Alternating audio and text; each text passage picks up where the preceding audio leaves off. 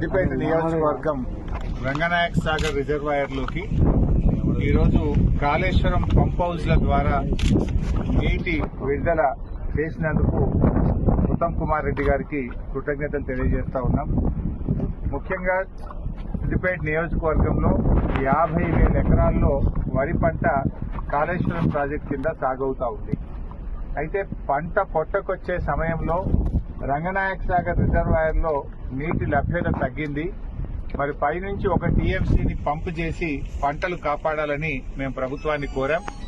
దానిపైన స్పందించి ఈరోజు అనంతగిరి రిజర్వాయర్ నుంచి 1 టీఎంసీ నీళ్లను రంగనాయక సాగర్ రిజర్వాయర్లోకి పంపు చేస్తున్నందుకు మరి మా లేఖపై స్పందించినందుకు ఉత్తమ్ కుమార్ రెడ్డి గారికి ధన్యవాదాలు తెలియజేస్తూ ఈరోజు ఒక విషయంలో ప్రభుత్వం కళ్ళు తెరవాలి. అంటే గత ప్రభుత్వం చేసిన మంచి పనులను తుడిచిపెట్టాలనో ఆ పనులను పక్కకు పెట్టాలనే ప్రయత్నంతో ప్రజలకు నష్టం చేయొద్దని నేను ప్రభుత్వాన్ని కోరుతా ఉన్నా. ఈరోజు ఎస్ఆర్ఎస్పీ స్టేజ్ 2 కింద అటు తుంగతుర్తి గాని, సూర్యాపేట గాని, కోదాడ గాని, అదేవిధంగా ఎస్ఆర్ఎస్పీ ప్రాజెక్టులో భాగంగా భూపాలపల్లిలో గాని చాలా చోట్ల పంటలు ఎండిపోతా ఉన్నాయి. గతంలో కాళేశ్వరం ద్వారా నీళ్లు విడుదల చేసి ఎస్ఆర్ఎస్పీ నీళ్లు తగ్గినా కూడా 1 ఎకరా కూడా ఎండకుండా బీఆర్ఎస్ ప్రభుత్వంలో 2 పంటలకు కూడా నీళ్లు ఇచ్చాం.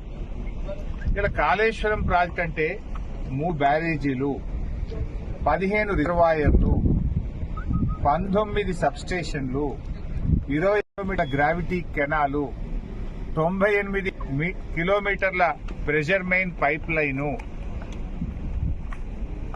530 మీటర్ల ఎత్తు లిఫ్టు, 141 టీఎంసీల రిజర్వాయర్ల సామర్థ్యం. ఇదంతా కాళేశ్వరం. వీటన్నిటి సమాహారం కాళేశ్వరం ప్రాజెక్టు. వీటన్నింటిలో 15 రిజర్వాయర్లు బాగున్నాయి, 203 కిలోమీటర్ల టనల్ బాగుంది, 1531 కిలోమీటర్ల గ్రావిటీ కెనాల్ బాగుంది, 19 సబ్స్టేషన్లు 400 kV బాగున్నాయి, 21 పంపింగ్ హౌసెస్ అన్ని కూడా బాగున్నాయి, ప్రెషర్ మెయిన్ పైప్ లైన్లంతా బాగుంది, 3 బ్యారేజీల్లో 2 బ్యారేజీలు ఇంటాక్ట్ ఉన్నాయి. ఆ ఒక్క మేడిగడ్డ బ్యారేజీలో 7 బ్లాకులు ఉంటాయి. 7 బ్లాకుల్లో 1 బ్లాకులో 1 పిల్లర్ మాత్రమే కుంగింది.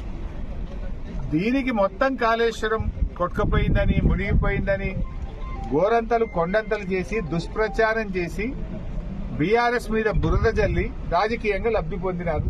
సరే, అధికారంలోకి వచ్చింది. కనీసం మీకు ఇంకా బీఆర్ఎస్ మీద బురద జల్లాలని ఆ కుంగిన పిల్లర్ను మరమ్మతు చేయకుండా మీ ప్రభుత్వం వచ్చి 15 నెలలు. ఈ 15 నెలల సమయం సరిపోదా?